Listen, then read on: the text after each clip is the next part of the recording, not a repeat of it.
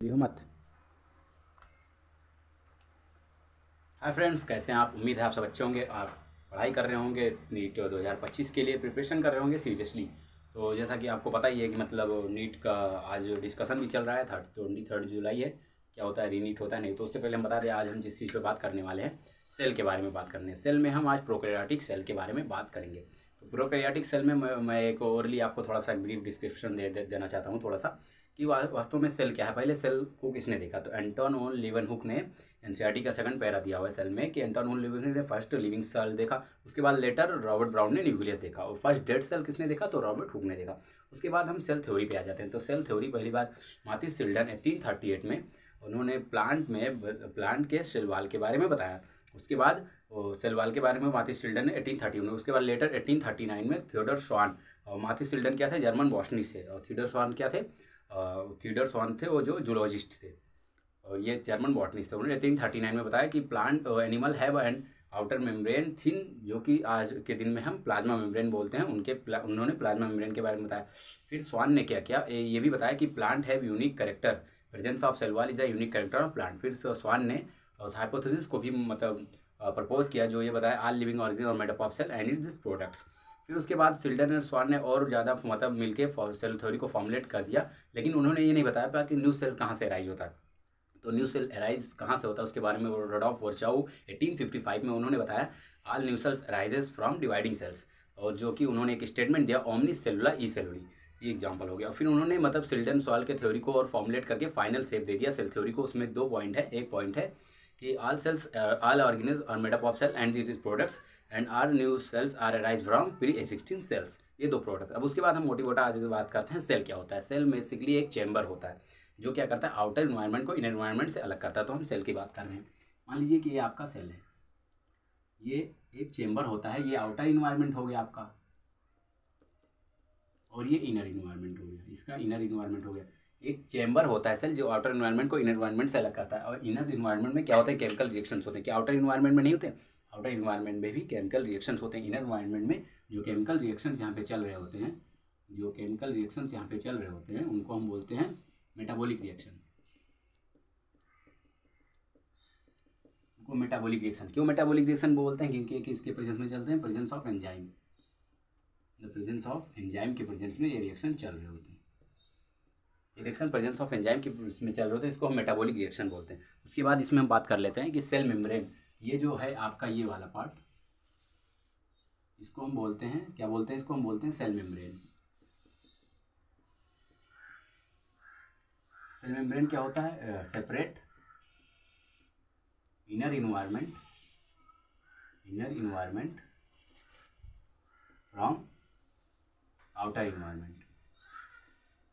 Inner environment को outer environment से अलग करता है cell membrane. Cell membrane mainly किसका बना होता है? मेनली ये लिपिड का बना होता है। अभी हम आगे बात करेंगे इस पर। मेनली किसका बना होता है? लिपिड का बना होता है सेल मेम्ब्रेन। अब इसके अंदर ये जो यहाँ पे दिख रहे हैं, ये क्या है? साइटोप्लाज्म। तो इसमें क्या होता है? साइटोप्लाज्म। अब आपका साइटोप्लाज्म क्या है? साइटोप्लाज्म क्या है? मेनली मतलब इसमें वाटर होता है, लेकिन ये बेसिक मीडियम प्रोवाइड करता है केमिकल रिएक्शंस के लिए। मेनली इसमें वाटर होता है, मेनली वाटर होता है इसमें। साइटोप्लाज्म में क्या होता है? Mainly water. अब कोई भी चीज़ मतलब मान लो एक सेल बनाई, इस सेल को बनाने में जो लाखों साल लग गए, उस लाखों साल मतलब सेल में बनाने में लगे। मान लीजिए आपको किताब पढ़ मतलब किताबों में खोज किया गया, तो उसको किताब में क्यों लिख दिया गया? जो अभी तक खोज हुआ 100-200 साल में, जितने भी साइंटिफिक रिसर्च किया किताब में लिख दिया कि उसको आसानी से आप पढ़ सकें। इसी तरह जो सेल बनाने में जो लाखों साल लग गए, उसको एक चीज़ में स्टोर करके रख दिया गया, उसको बोला गया जेनेटिक मटेरियल। तो क्योंकि फिर जब कोई सेल बनाना पड़े तो मतलब उतना टाइम ना लगे कि एक सेल को फिर से उतना समय लग जाए, तो क्या मतलब रह जाएगा। तो इसीलिए उसको बोले जेनेटिक मटेरियल। तो जेनेटिक मटेरियल जो होता है आपका डीएनए होता है। जेनेटिक मटेरियल इसको बोलते हैं जेनेटिक मटेरियल, जो नॉर्मली क्या होता है? डीएनए होता है। Normally DNA is genetic material. ठीक, तो ये हो गया मोटी मोटा एक सेल का बात, मतलब कि जो सेल क्या होता है बेसिकली। अब इसके कुछ फीचर्स हैं, सेल के क्या हैं कुछ फीचर्स हैं, हम उन फीचर्स के बारे में बात कर ले रहे हैं। यहाँ पे हम बात कर ले रहे हैं feature of cell.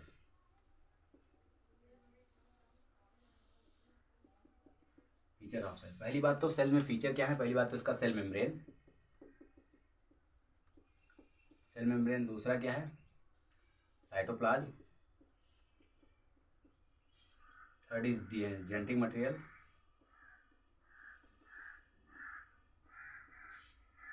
Fourth is organelle, fifth is chemical reaction.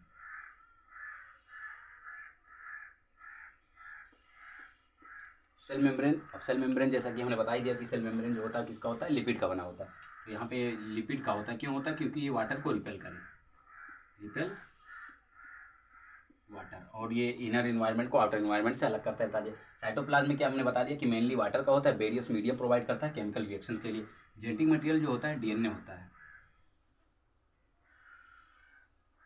DNA is genetic material, ठीक। उसके बाद ऑर्गेनल, ऑर्गेनल हमने बताया नहीं, ऑर्गेनल यहाँ पे ऑर्गेनल क्या होता है, पहली बात तो ये जो इसमें ऑर्गेनल होते हैं वो राइबोसोम एक ऑर्गेनल होता है जो कि प्रोटीन सिंथेसिस में इन्वॉल्व होता है, राइबोसोम जो कि इसमें इन्वॉल्व होता है, प्रोटीन सिंथेसिस में इन्वॉल्व होता है। कौन सा एग्जाम ऑर्गेनल है, राइबोसोम। ऑर्गेनल क्यों होता है, एक मतलब एक अलग प्रोसेस के लिए एक स्पेशल साइट होता है, कोई भी अलग प्रोसेस करने के लिए, स्पेशल प्रोसेस के लिए राइबोसोम। राइबोसोम क्या है, मेम्ब्रेनलेस है, मेम्ब्रेनलेस है, मेम्ब्रेनलेस ऑर्गेनल है, ठीक। उसके बाद केमिकल रिएक्शन, केमिकल रिएक्शन हमने बता दिया, इसके अंदर जो केमिकल रिएक्शन होते हैं उसको मेटाबॉलिक रिएक्शन बोलते हैं, वो एंजाइम की प्रेजेंस में होता है, इसलिए उसको मेटाबॉलिक रिएक्शन बोलते हैं। तो ये हो गया आपका मोटी बेटा एक सेल के बारे में। अब हम आ जाते हैं, बात करते हैं सेल हमारे पास दो टाइप के होते हैं, एक प्रोकैरियोटिक सेल होता है, एक यूकैरियोटिक सेल होता है।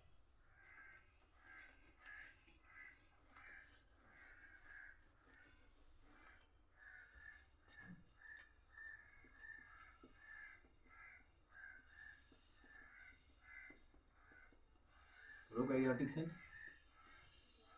एक होता है यूकैरियोटिक सेल, दो टाइप के सेल होते हैं, प्रोकैरियोटिक सेल, यूकैरियोटिक सेल। मान लीजिए कि ये है, ये आपका प्रोकैरियोटिक सेल,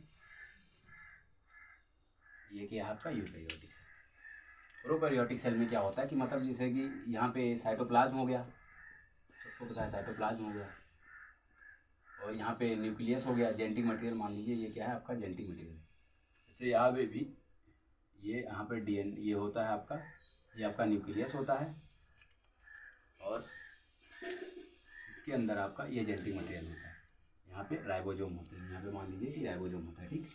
तो आपका यहाँ पे ये हो गया आपका यहाँ पे न्यूक्लियस, ये क्या हो गया, न्यूक्लियस हो गया। इसमें न्यूक्लियस नहीं होता, इसमें न्यूक्लियस क्या होता है, एब्सेंट होता है, न्यूक्लियस एब्सेंट होता है। तो कुछ हम सिमिलरिटी और डिसिमिलरिटी की बात कर ले रहे हैं, जैसे कि इसमें सेल मेम्ब्रेन इसमें भी होगा, सेल मेम्ब्रेन यहाँ पे भी, सेल मेम्ब्रेन यहाँ पे भी प्रेजेंट है, और उसके बाद फिर यहाँ पे सेल मेम्ब्रेन यहाँ पे भी, सेल मेम्ब्रेन यहाँ पे भी। ये स्मॉलेस्ट होता है, ये लार्ज होता है, ये स्मॉल साइज होता है, फास्ट मल्टीप्लाई होता है, फास्ट मल्टीप्लाई, ये स्लो मल्टीप्लाई करता है। इसमें न्यूक्लियस एब्सेंट हो गया, न्यूक्लियर मेम्ब्रेन होता है, इसमें ऑर्गेनल होते हैं, ऑर्गेनल जो कि ओनली राइबोसोम, ऑर्गेनल राइबोसोम, यहाँ पे भी राइबोसोम, यहाँ मेम्ब्रेन बाउंड ऑर्गेनल एब्सेंट होते हैं, यहाँ पे मेम्ब्रेन बाउंड ऑर्गेनल एब्सेंट होते हैं, यहाँ मेम्ब्रेन बाउंड ऑर्गेनल प्रेजेंट होते हैं। तो ये मोटी बेटा कुछ डिफरेंस हो गया, जैसे न्यूक्लियस एब्सेंट सेल मेम्ब्रेन, इसमें भी सेल मेम्ब्रेन स्मॉलेस्ट, न्यूक्लियस यहाँ पे न्यूक्लियस प्रेजेंट होता है, ये स्मॉलेस्ट होता है, ये लार्ज होता है, फास्ट मल्टीप्लाई स्लो मल्टीप्लाई करता है। ऑर्गेनल राइबोसोम यहाँ पे भी, यहाँ पे मेम्ब्रेन बाउंड ऑर्गेनल यहाँ पे एब्सेंट है, यहाँ मेम्ब्रेन बाउंड ऑर्गेनल प्रेजेंट है। तो ये मतलब कुछ डिफरेंस हो गया। अब हम बात कर रहे हैं आपके प्रोकैरियोटिक सेल पे, क्योंकि मेन जो है प्रोकैरियोटिक सेल की बात हमें करनी है। तो पहले बात तो प्रोकैरियोटिक सेल बैक्टीरिया में होते हैं, बैक्टीरिया का मतलब एग्जाम्पल है प्रोकैरियोटिक सेल। तो हम बात कर रहे हैं बैक्टीरिया में, पहली बात तो एग्जाम्पल की बात,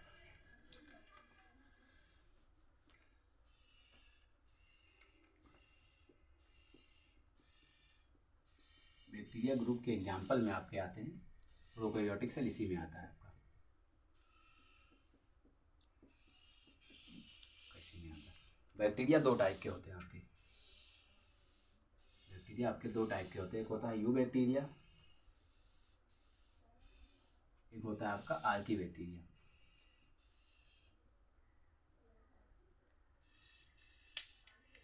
यू बैक्टीरिया जो होते हैं ये ट्रू बैक्टीरिया होते हैं,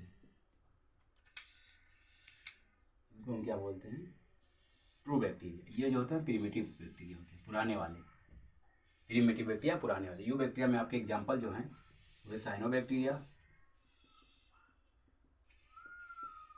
लैक्टोबैसिलस, माइकोप्लाज्मा, इकोलाई, इसमें आपके एग्जाम्पल्स जैसे मेथनोजेंस हो गया और बहुत सारे एग्जाम्पल्स ऐसे हो गए। तो साइनोबैक्टीरिया ये बेसिकली क्या है, ये ग्रुप है। जो साइनोबैक्टीरिया है ये ग्रुप है। माइकोप्लाज्मा भी एक ग्रुप है। माइकोप्लाज्मा में आप जानते हैं पीपीएलओ होता है। साइनोबैक्टीरिया में 4 एग्जाम्पल्स हैं। जिनको पता है वो कमेंट करिएगा। साइनोबैक्टीरिया के 4 एग्जाम्पल, ऑसिलेटोरिया और नॉस्टॉक, एनावेना, स्पाइरुलिना, ये 4 एग्जाम्पल्स आपके साइनोबैक्टीरिया में। तो यू बैक्टीरिया और आर्कीबैक्टीरिया, यू बैक्टीरिया के एग्जाम्पल्स हो गए। तो हम बात कर रहे हैं बैक्टीरिया की साइज की, बात कर रहे हैं size of bacteria.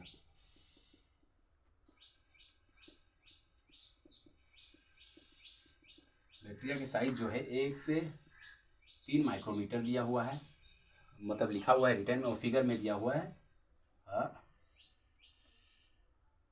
2 to 3 micrometer, कुछ ऐसा दिया हुआ है। ये बहुत करेक्ट है।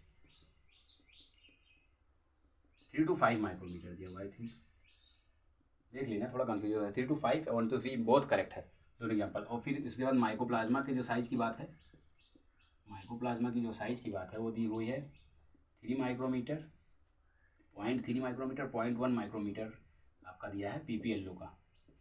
पीपीएलओ ये क्या पार्ट है माइकोप्लाज्मा का ग्रुप का, पीपीएलओ एग्जाम्पल है, ठीक है। ये हो गया आपके साइज की बात। साइज की बात हो गई। अब हम आते हैं, बात करते हैं मेन बेसिक स्ट्रक्चर, या मतलब प्रोकैरियोटिक स्ट्रक्चर के बारे में बात करें। उसके हम फिर जितने उसमें इंपॉर्टेंट है या जितने मतलब फीचर्स दिए गए हैं, जितने उसके पार्ट्स हैं, उन सब का हम एक्सप्लेनेशन करेंगे डीपली।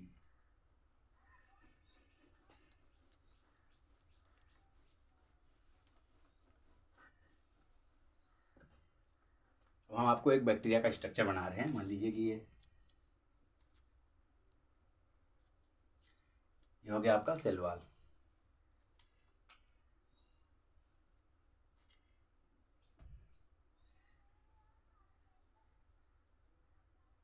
ये हो गया आपका सेल मेम्ब्रेन। एक और लेयर होती है ऊपर,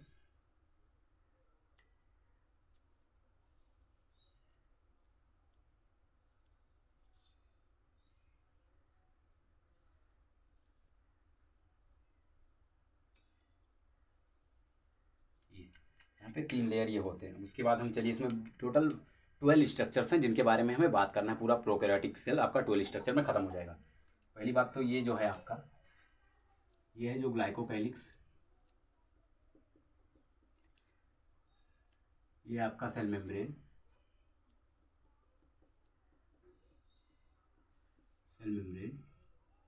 और ये है सेल वॉल। इन तीनों को कंप्लीटली हम मिला के क्या बोलते हैं, सेल इनवेलप। इन तीनों को कंप्लीटली हम मिला के बोलते हैं सेल इनवेलप। सेल इनवेलप देख लें थोड़ा सा, ये मतलब ऊपर दिख रहा है या नहीं दिख रहा है? हमें लग रहा है कि थोड़ा सा मतलब जूम किया हुआ है, नहीं दिख रहा है, दिख रहा है। तो यहाँ पे आपको सेल इनवेलप, ये आपका क्या है, इन तीनों को कलेक्टिवली हम क्या बोलते हैं, सेल इनवेलप बोलते हैं, ठीक। उसके बाद यहाँ पे एक फ्लैजिला होता है, स्ट्रक्चर होता है फ्लैजिला।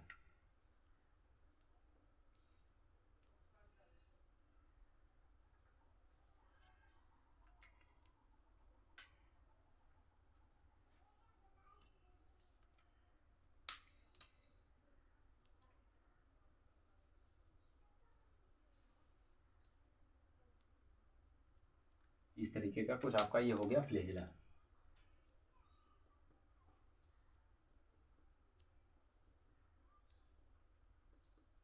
इसको हम क्या बोलते हैं, फ्लैजिला। इसमें 3 पार्ट है, ये होता है बेसल बॉडी, ये होता है हुक, ये होता है फिलामेंट। ये आपका हो गया फ्लैजिला। उसके बाद अब यहाँ पे होते हैं फिम्ब्रियाई। यहाँ पे एक स्ट्रक्चर होता है, ये होता है फिम्ब्रियाई, और यहाँ पे पिलाई होता है, ये हो गया आपके पिलाई। अब कुछ मेम्ब्रेन के मतलब जो है सरफेस एरिया बढ़ाने के लिए जो सेल मेम्ब्रेन है इनर साइड में इनफोल्डिंग शो करता है। तो यहाँ पे आपको क्या करना पड़ेगा,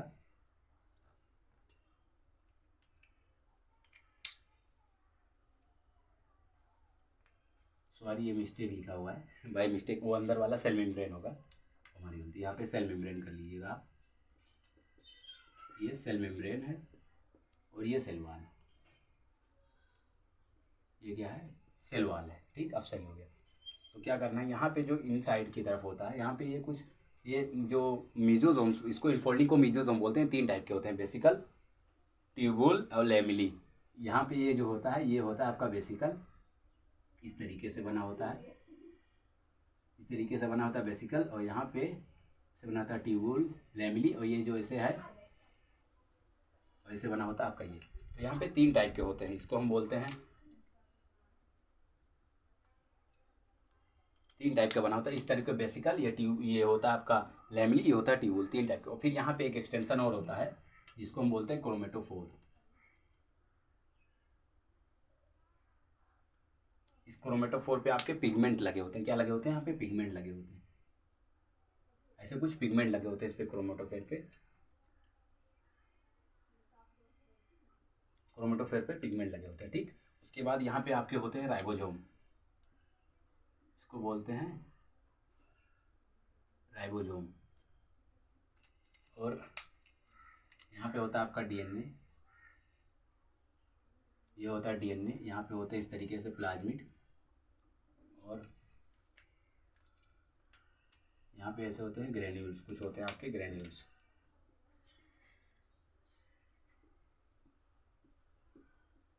यहाँ पे ग्रेन्यूल्स होते हैं, वो नहीं चल रहा है,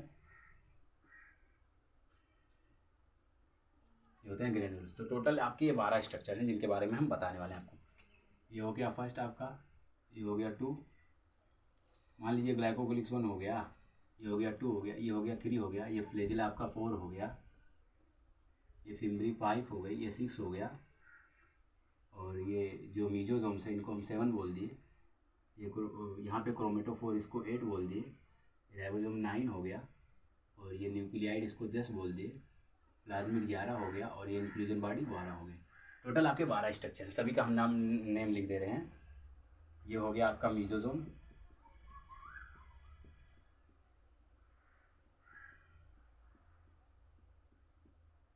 मीजोजोम हो गया, इसको बोलते हैं पिलाई, क्या हो गया,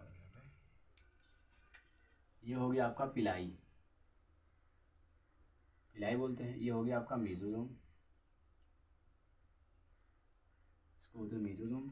ये है आपका क्रोमेटोफोर, क्रोमेटोफोर, इसको बोलते हैं न्यूक्लियाइड, ये क्या है, न्यूक्लियाइड। ये है प्लाज्मिड,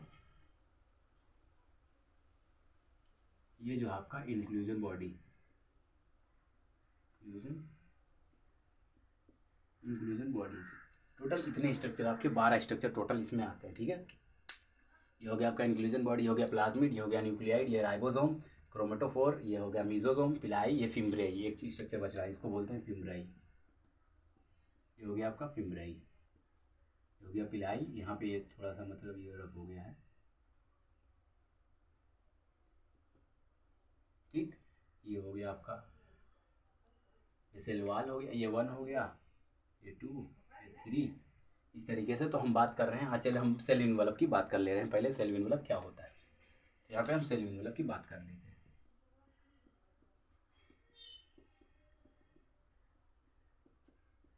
सेल इनवलप क्या है, टाइटली बाउंड और act as a protective unit, chemically complex and tightly bound, इसके बारे में हम लिख ले रहे हैं। सेल इनवलप क्या होता है, ये केमिकली कॉम्प्लेक्स होता है, टाइटली बाउंड होता है, और तीनों एक साथ मिलकर काम करते हैं। उसमें पहले बात करते हैं ग्लाइकोकैलिक्स की, ग्लाइकोकैलिक्स।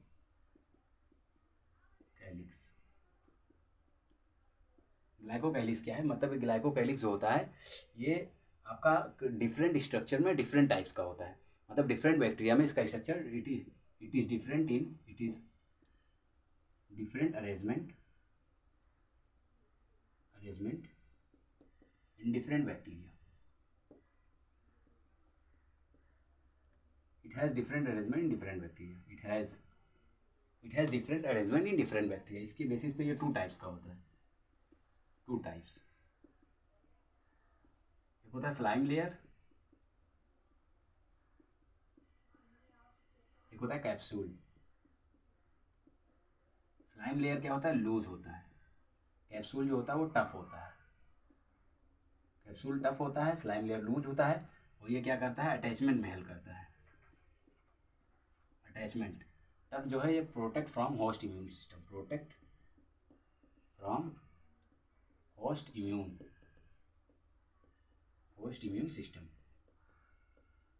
कैप्सूल जो है टफ होता है, प्रोटेक्ट करता है होस्ट इम्यून सिस्टम से। ये लूज होता है, स्लाइमी होता है, लूज स्लाइमी फॉर अटैचमेंट, ये अटैचमेंट में हेल्प करता है। ये हो गया ग्लाइकोगैली। उसके बाद हम सेल वॉल की बात कर रहे हैं। सेल वॉल मेनली किसका बना होता है, पेप्टाइडोग्लाइकन का। जो बैक्टीरिया में हो सेल वॉल जो है मेनली मेडअप ऑफ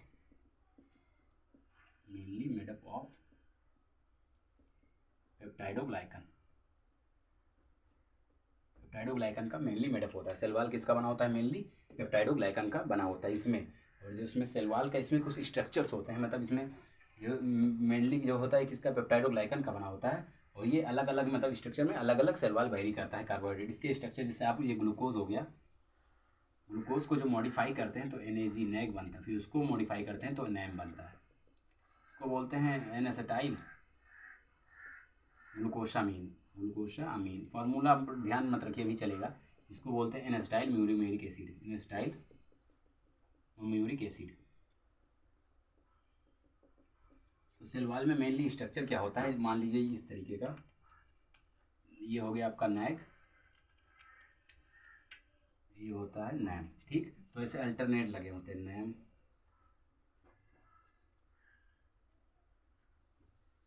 से आपके अल्टरनेट ये लगे होते हैं, नैग और नैम। ऐसे आपके यहाँ पे अल्टरनेट नैग और नैम लगे होते हैं। इस तरीके से अल्टरनेट नैग और नैम लगे होते हैं। तो जो नैग और नैम आपस में लिंक करते हैं, NAG and NAM link with glycosidic bond,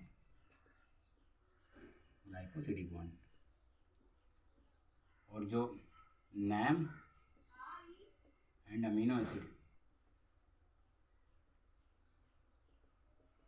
linked with peptide bond. Amino acid, NAM पर अमीनो एसिड लगता है, तो ये आपका जो हो गया, ये हो गया नैम। तो इस पे जो है यहाँ पे अमीनो एसिड लगेगा, इस पे नैम पे ऐसे ऐसे अमीनो एसिड लगता है, इस पे नैम पे अमीनो एसिड लगता है।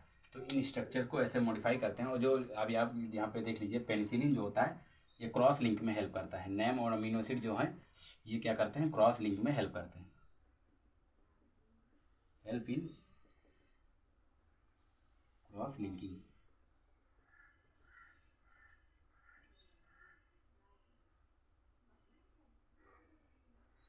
यहाँ पे एक नोट कर लीजिए, पेनिसिलिन जो है ये प्रिवेंट करता है cross linking,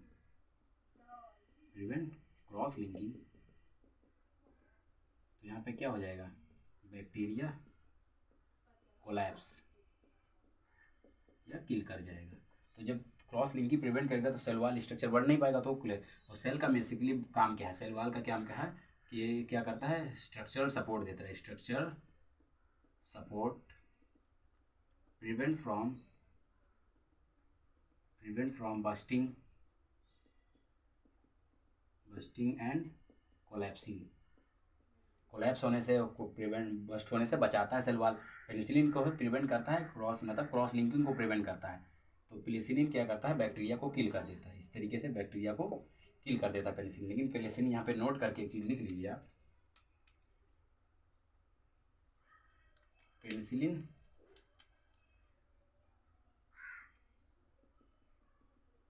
not act against mycoplasma,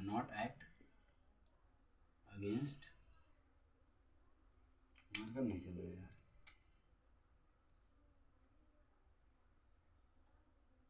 against mycoplasma.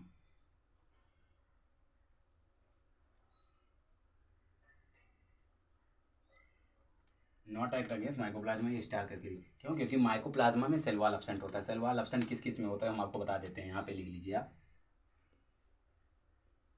Cell wall absent. तो जो सेल वॉल एब्सेंट है वो आपका माइकोप्लाज्मा में होता है, साइनोबैक्टीरिया